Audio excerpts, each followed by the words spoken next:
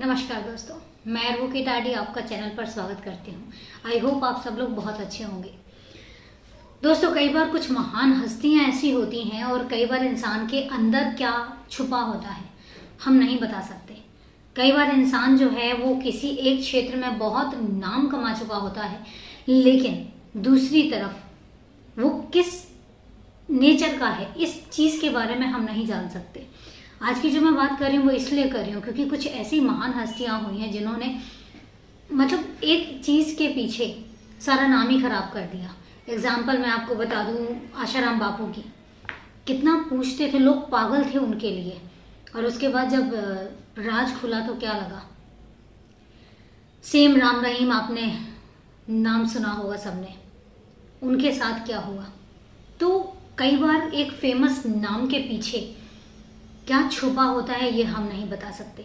ऐसे ही आज की जो मैं बात कर रही हूँ, इंटरनेशनल खिलाड़ी। अब आप सोचिए, इंटरनेशनल बॉक्सिंग खेला एक प्लेयर, और उसके अंदर क्या छुपा हुआ था और कितना हैवान था। आज उसकी बात करते हैं हम। आज एक ऐसे प्लेयर की बात करते हैं जो खेल के क्षेत्र में तो उसने बहुत नाम कमाया, लेकिन जब बात इंसानियत की आती है तो वो इंसानियत शब्द भूल गया, और फिर उसके बाद जो हुआ वो बहुत दर्दनाक था। दोस्तों, वारदात शुरू करूं उससे पहले यही कहना चाहूँगी कि अगर आप इस परिवार में नए हैं तो चैनल को सब्सक्राइब ज़रूर करें, और इसके अलावा बेल आइकन ज़रूर प्रेस करें फर्दर नोटिफिकेशन के लिए। और इसके साथ ही अगर कोई आपकी राय है वारदात के बारे में, चैनल के बारे में, तो कमेंट करके या कॉम्प्लीमेंट करके मैसेज बॉक्स में जाके मैसेज ज़रूर करें। मैं आपके मैसेज का वेट करूँगी। दोस्तों, चलते हैं वारदात की तरफ। आज की जो ये वारदात है ये है 10 जनवरी 2018 की। 11 जनवरी को ग्रेटर नोएडा में एक जिम है, उसका जो मैनेजर है नितिन फ़ोन करता है अपने जिम ट्रेनर को, जितेंद्र को, लेकिन उसका फ़ोन स्विच ऑफ जाता है। तो उसको लगता है कि हो सकता है किसी काम में बिजी हो या बैटरी डाउन हो, तो वो फॉर ग्रांटेड ले लेता है। लेकिन उसके बाद घंटे 2 घंटे बाद वो फिर से उसको कॉल करता है। जब कॉल करता है तो उसका फ़ोन फिर से स्विच ऑफ होता है। अब ये बात उसको थोड़ा सा परेशान करती है क्योंकि जितेंद्र का फ़ोन कभी भी स्विच ऑफ नहीं होता था। इस बात पर वो जो जिम का मालिक है, ऑनर है प्रीतम को कॉल लगाता है, और वो बताता है कि जो अपना जिम ट्रेनर है जितेंद्र को कॉल नहीं लग रहा है। प्रीतम कहता है कोई बात नहीं, मैं देख लूँगा।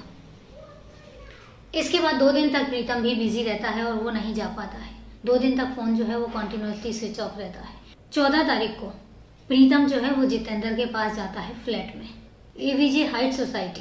एक्चुअल में जो ये फ्लैट था वो प्रीतम का ही था। तो वो अपने फ्लैट पे जाता है 14 तारीख को, देखता है तो बाहर से लॉक है। उसके बाद उसके पास चूँकि एक डुप्लीकेट चाबी थी तो वो चाबी से लॉक खोलता है, और जैसे ही लॉक खोलता है तो अंदर से एक अजीब सी स्मेल आती है, बहुत गंदी सी स्मेल आती है। लेकिन फिर भी वो अंदर जाता है। उसको लगा शायद हो सकता है 2-3 दिन से फ्लैट बंद हो, इस वजह से स्मेल आ रही है, लेकिन स्मेल जो थी वो अजीब सी थी। अंदर जाता है तो आवाज़ लगाता है जितेंद्र कोई रिप्लाई नहीं करता। उसके बाद बेडरूम में जाता है तो बेडरूम में देखता है कि कंबल डला हुआ है और कंबल के नीचे कोई सोया हुआ है। तो उसको लगा जितेंद्र सोया है। वो आवाज़ लगाता है जितेंद्र को, लेकिन कोई आवाज़ नहीं आती। कई बार आवाज़ लगाने के बाद जब जितेंद्र का कोई रिप्लाई नहीं आता तो वो उसके पास जाता है। पास ही में टेबल रखा हुआ है और टेबल में 2 प्लेट्स रखी हुई हैं, उसके बाद 2 ग्लासेस रखे हुए हैं, एक शराब की बोतल रखी हुई है। तो वो पास जाके जैसे ही कंबल हटाता है तो एकदम से बैक स्टेप ले लेता है, क्योंकि कंबल के अंदर जितेंद्र ही था, लेकिन जितेंद्र जिंदा नहीं था क्योंकि उसकी लाश जो है वो खून से लथपथ पड़ी हुई थी। प्रीतम की चीख निकल जाती है और वो फटाफट पुलिस को फ़ोन लगाते हैं। पुलिस मौका वारदात पर पहुंचती है। मौका वारदात है उसका मुआयना करते हैं, और मुआयना करने के बाद फोरेंसिक टीम अपना काम करती है, लाश को कब्जे में लेते हैं और लाश का पंचनामा करके पोस्टमार्टम के लिए भेज दिया जाता है। अब प्रीतम से पूछा जाता है कि आप कौन हैं और आप इस फ्लैट में कैसे आए। तब प्रीतम पूरी डिटेल बताता है। वो कहता है कि एक्चुअल में जो जितेंद्र है वो मेरा ही कज़न है, और ये जितेंद्र और कोई नहीं, इंटरनेशनल बॉक्सर है। इसके बाद उसका एयरफोर्स में भी सिलेक्शन हुआ था, लेकिन वो जॉब छोड़कर मेरे पास इधर आ गया था। उसके पास कोई काम नहीं था और मेरा जो जिम है वो बहुत अच्छा चल रहा था। तो मैंने उसको बोला कि जब तक तुम कुछ और नहीं कर रहे हो तब तक तुम मेरे जिम में एज अ ट्रेनर काम कर लो। वो भी ओके हो गया। ये जो फ्लैट है एवीजे सोसाइटी में, ये मेरा ही फ्लैट है और हम दोनों ही एक साथ रहते थे। तब उन्होंने बोला कि आप आज यहाँ कैसे, क्योंकि जिस हिसाब से वो बॉडी थी उस हिसाब से लग रहा था कि ये 2-3 दिन हो चुके हैं इसको। तो प्रीतम बताता है कि एक्चुअल में मैं किसी काम से बाहर था, मुझे मेरे जिम जो मेरा पार्टनर है नितिन का, उसका कॉल आया और उसने बताया कि जितेंद्र 11 तारीख से आया नहीं है। तो जैसे ही मैं वापस लौट के आया तो अपने फ्लैट में आया। फ्लैट में आके देखा तो अजीब सी स्मेल आ रही थी, मुझे लगा पता नहीं किस चीज़ की है। और उसके बाद जैसे ही मैं बेड के पास गया तो देखा कि जितेंद्र मरा पड़ा हुआ है। अब पुलिस जो है वो इन्वेस्टिगेशन में जुट जाती है। सीसीटीवी कैमरास देखे जाते हैं। जिम का सीसीटीवी कैमरा देखा जाता है तो पता लगता है कि 11 बजे के समथिंग जितेंद्र जिम में एंट्री करता है और उसके बाद 4-4:30 बजे के समथिंग 10 जनवरी को वो बाहर निकलता हुआ दिखता है। उसके बाद सोसाइटी के सीसीटीवी में भी जितेंद्र की जो है वो एंट्री दिखती है, लेकिन उसके बाद उसकी एग्जिट नहीं दिखती। उसके बाद वो कहीं बाहर गया ही नहीं। इसके अलावा सोसाइटी के अंदर और किसी की एक सस्पेक्टिव जो होती है ना एंट्री, वो कहीं नहीं दिख रही थी। तो पुलिस भी इस बात से परेशान थी कि आखिर जितेंद्र को ऐसा कौन है जिसने मारा होगा। पहली नज़र में लूटपाट का भी मैटर लग रहा था, क्योंकि जितेंद्र का मोबाइल भी गायब था और उसका पर्स भी गायब था। तो ऐसा लगा जैसे किसी ने लूटपाट के इरादे से घर के अंदर घुसा हो और फिर जितेंद्र को मारा है। और चूंकि जितेंद्र को मारा किसी और चीज़ से नहीं, गन से मारा है। और एक नहीं 4 फायर चले हैं। आस पड़ोस में भी पूछा गया लेकिन किसी ने आवाज़ भी नहीं सुनी। पुलिस इस बात से भी हैरान थी कि गन चली है, 4 राउंड चले हैं, लेकिन उसके अलावा किसी ने आस पड़ोस में किसी ने आवाज़ भी नहीं सुनी। ये चीज़ भी पुलिस वालों को चौंका रही थी। लेकिन इसके बाद पुलिस बढ़ती है इन्वेस्टिगेशन के लिए। दूसरी चीज़ पुलिस देखती है कि टेबल में 2 प्लेट्स हैं, 2 ग्लासेस हैं और एक शराब की बोतल पड़ी है। इसका मतलब कि जो भी था वो जितेंद्र का जान पहचान वाला था। उसने पहले जितेंद्र के साथ शराब भी पी है, कुछ खाया भी है, तो इसका मतलब कि बहुत ज़्यादा क्लोज था। अब पुलिस इस बात को लेकर इन्वेस्टिगेशन शुरू कर देती है। सीसीटीवी से कुछ निकलता नहीं, जिम से कुछ निकलता नहीं, तो फिर पुलिस क्या करती है, जितेंद्र की सीडियाँ निकलवाती है। जब सीडियाँ निकलवाती है तो उसमें दिखते हैं कम से कम 18 नंबर, 17-18 नंबर जो हैं वो कॉल लिस्ट में निकल के आते हैं। उसमें से 6 नंबर जो ऐसे थे वो प्रीतम का था और इसके अलावा घर वालों का था। तो 6 नंबर को साइड कर दिया जाता है क्योंकि कुछ भी सस्पेक्टेड नहीं मिलता। लेकिन इसके बाद जो 11 नंबर्स आते हैं, 11 नंबर्स की जांच की जाती है बहुत अच्छे से, तो पता लगता है 11 के 11 नंबर लड़कियों के थे। अब पुलिस वालों को भी बड़ा अजीब सा लगता है, चौंकाने वाली बात लगती है कि 11 कॉल्स, 11 नंबर्स और 11 के 11 लड़कियों के नंबर्स। बारी बारी से उन 11 नंबर्स की भी जांच होती है। 10 लड़कियों से बारी बारी से बुलाकर पूछा जाता है। 10 लड़कियां अपने घर पर थीं और पूछताछ में उनका जो रोल है वो नेगेटिव निकला। कोई ऐसी बात सामने नहीं आई जिससे कि जितेंद्र के कत्ल पे कुछ रोशनी डल सके। तो 10 लड़कियों को वापस भेज दिया गया। अब बात आती है 11वीं लड़की की। जब 11वीं लड़की के बारे में उसको कॉल लगाया जाता है तो उसका नंबर जो है वो स्विच ऑफ बताता है। अब इसके बाद उसके नंबर से उसके एड्रेस को निकाला जाता है, ट्रेस किया जाता है। तो एड्रेस निकलता है वही ग्रेटर नोएडा का, और ग्रेटर नोएडा में एक सोसाइटी है, यूनिटेक हॉरिजन सोसाइटी। जब पुलिस इस सोसाइटी में जाती है तो देखती है कि बाहर ताला लगा हुआ है उसके फ्लैट में। अब गार्ड से पूछा जाता है तो गार्ड बताता है कि इनको मैंने काफ़ी टाइम हो गया है देखा नहीं है, और इसके अलावा इनकी मेड भी आती है और मेड भी काम करती है, जो वो भी आती है, वो भी हर बार डोरबेल बजा के और वापस चली जाती है। तो जब ये बात पुलिस को पता लगती है तो पुलिस ये बात समझ जाती है कि कहीं ना कहीं इस लड़की का कोई ना कोई लेना देना तो है। इसके बाद पुलिस क्या करती है, गार्ड को अपना नंबर दे आती है और उनको बोलती है कि साइलेंटली जब भी ये लड़की अपने फ्लैट में आए तो हमें इन्फॉर्म कर देना।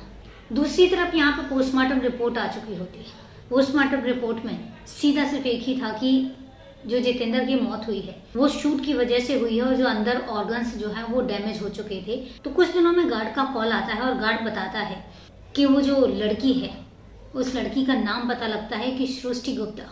सृष्टि गुप्ता जो है वो अपने फ्लैट में आई हुई है। अब पुलिस थोड़ा सा भी देर ना करते हुए फ्लैट में वापस जाती है और सृष्टि गुप्ता को अपने साथ पुलिस थाने लेकर आती है। जब पुलिस थाने लेकर आती है तो पुलिस पूछती है उससे, सृष्टि गुप्ता से, कि क्या तुम जितेंद्र को जानती हो।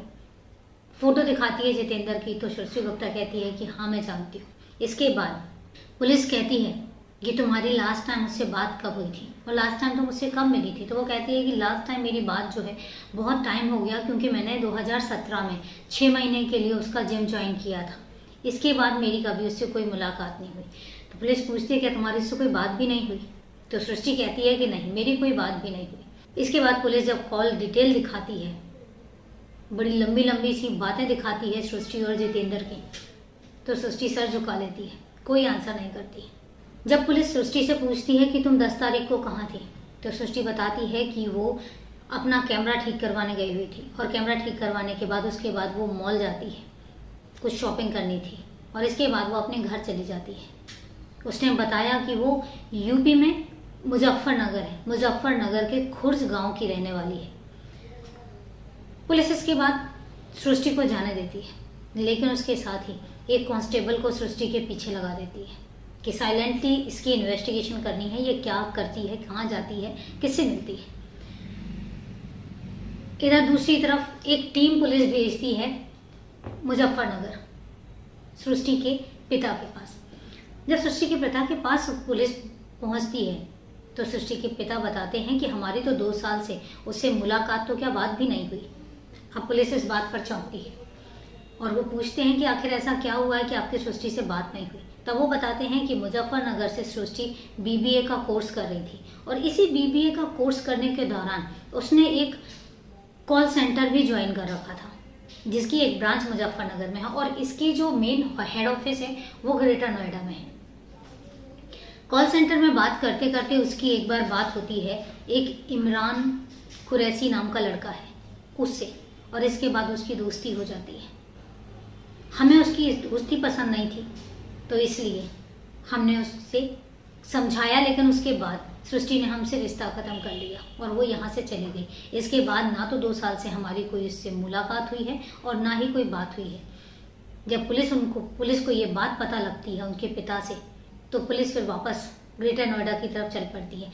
यहीं पर कांस्टेबल को कॉल आता है और कांस्टेबल बताता है कि जो सृष्टि है वो अपना सामान पैक करके एक इनोवा कार में रख रही है, वो अब शायद इस फ्लैट को छोड़ रही है। इतना सुना था कि पुलिस की एक टीम जो है वो सृष्टि के वहाँ पर फ्लैट पर पहुँचती है और सृष्टि को अपने साथ पुलिस थाने ले आती है। पुलिस थाने लाने के बाद अब बहुत कड़ाई से पूछताछ की जाती है, और जब पुलिस अपना रुख अपनाती है तो फिर बहुत सारी चीज़ें हैं जो सामने आती हैं, और सृष्टि जो है वो अपना जुर्म कबूलती है और अब वो बात सारी बताती है। वो कहती है बीबीए जब मैं कर रही थी तो उसी दौरान मैं एक कॉल सेंटर में जॉब भी करती थी, और वहीं पर कॉल करते करते मेरी एक बार बात होती है इमरान कुरैशी से।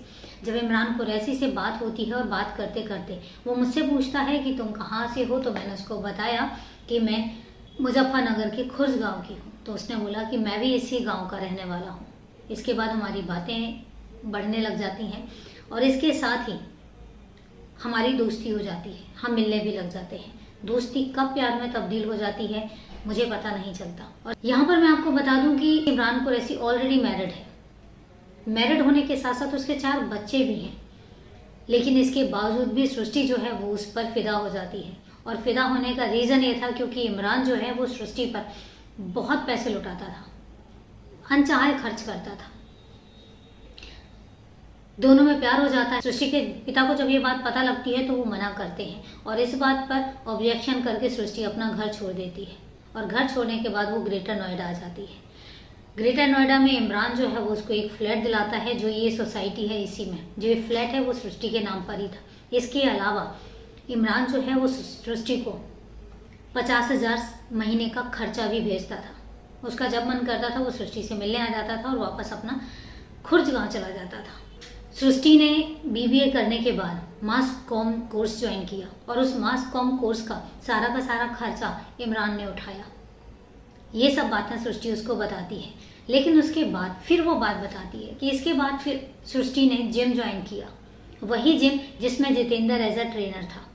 जिम ज्वाइन करते करते चूंकि पर्सनल ट्रेनर था वो सृष्टि का, उसकी बातचीत बढ़ती है, बातचीत दोस्ती में तब्दील हो जाती है और इनका मिलना जुलना शुरू हो जाता है। एक दिन सृष्टि अपने फ्लैट पर जितेंद्र को बुलाती है, दोनों ड्रिंक करते हैं और ड्रिंक के दौरान सृष्टि की ड्रिंक में वो नशे की दवाई मिला देता है। सृष्टि बेहोश हो जाती है और जैसे ही वो नींद की गहरी उसमें सो जाती है तो जितेंद्र उसकी इस बेहोशी का गलत फायदा उठाता है और उसका एक वीडियो भी बनाता है।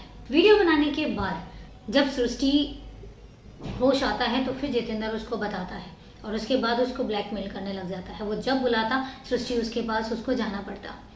ये सब चीज़ें जब बर्दाश्त से बाहर हो गई तो सृष्टि ने अपने बॉयफ्रेंड को ये बात बताई। जब इमरान ने ये बात सुनी तो फिर उसने कहा तुम्हें जितेंद्र को खुद ही मारना पड़ेगा। और इसके बाद इमरान उसको एक प्लान बताता है। प्लान के मुताबिक 10 तारीख को सृष्टि जितेंद्र से मिलने का प्रोग्राम बनाती है और वो कहती है कि मैं तुम्हारे फ्लैट पर आती हूँ, फिर हम दोनों बैठ के आराम से बातें करेंगे। जितेंद्र ने, चूंकि जितेंद्र को पता था कि प्रीतम जो है वो 2-3 दिन के लिए बाहर गया हुआ है, तो उसने भी हाँ कर दी। 10 तारीख को दोपहर में सृष्टि घर पहुंचती है प्लान के मुताबिक। और प्लान ये था कि इमरान, सृष्टि और ड्राइवर तीनों जो है वो सोसाइटी के बाहर पहुंचते हैं, सृष्टि को वहां ड्रॉप करते हैं और उसके बाद सृष्टि अपना फ़ोन भी गाड़ी में छोड़ देती है और इसके बाद ड्राइवर और इमरान दोनों वहां से निकल जाते हैं। सृष्टि जो है वो फ्लैट में जाती है। फ्लैट में जाने के बाद दोनों ड्रिंक करते हैं, खाते पीते हैं और इसके बाद दोनों के बीच में फिजिकल रिलेशन बनते हैं। और उसके बाद सृष्टि जितेंद्र को बोलती है कि तुम मेरा वीडियो डिलीट कर दो। जितेंद्र कोई रिस्पॉन्ड नहीं करता है। इसके बाद दोनों में आपस में झगड़ा होता है और झगड़ा होने के बाद जितेंद्र जो है वो करवट बदल के सोने की एक्टिंग करता है। चूंकि सृष्टि अपने साथ गन लेकर आई थी तो उसने गन निकाली और ताबड़तोड़ 4 फायर जो है वो जितेंद्र पर कर दिए और जितेंद्र की मौका वारदात पर ही मौत हो गई। जितेंद्र को सृष्टि कंबल से उड़ा देती है, उसको कवर कर देती है ताकि वो ऐसा लगे कि जितेंद्र सो रहा है। और उसके बाद वहाँ से निकलती है, स्टॉल कवर करती है, वहीं पर कपड़े चेंज करती है जितेंद्र के फ्लैट में ही। कपड़े चेंज करने के बाद फिर स्टॉल मुंह पर बांधती है और आराम से निकल जाती है। तभी सीसीटीवी में कुछ पता ही नहीं चलता। ऐसा लग रहा था कि शायद उसी सोसाइटी का कोई लड़की है जो निकली है।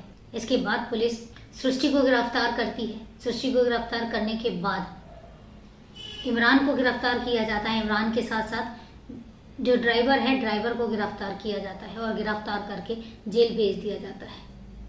तो ऐसे एक इंटरनेशनल बॉक्सर की दर्दनाक मौत होती है। मेरे हिसाब से शायद उसने खुद ही मौत को इनवाइट किया था। जब आप गलत तरीका अपनाएंगे तो कहीं ना कहीं आप क्राइम को इनवाइट करते हैं और यही किया जितेंद्र ने। तो ये थी पूरी वारदात। दोस्तों, वारदात खत्म करूं उससे पहले सवाल और जवाब का सिलसिला। मैंने कल आपसे एक सवाल पूछा था। मेरा सवाल था कि पीले रंग की नदी किस देश में बहती है? तो उसका जवाब है पीले रंग की नदी चीन में बहती है और उस नदी का नाम है हुआंग हू नदी।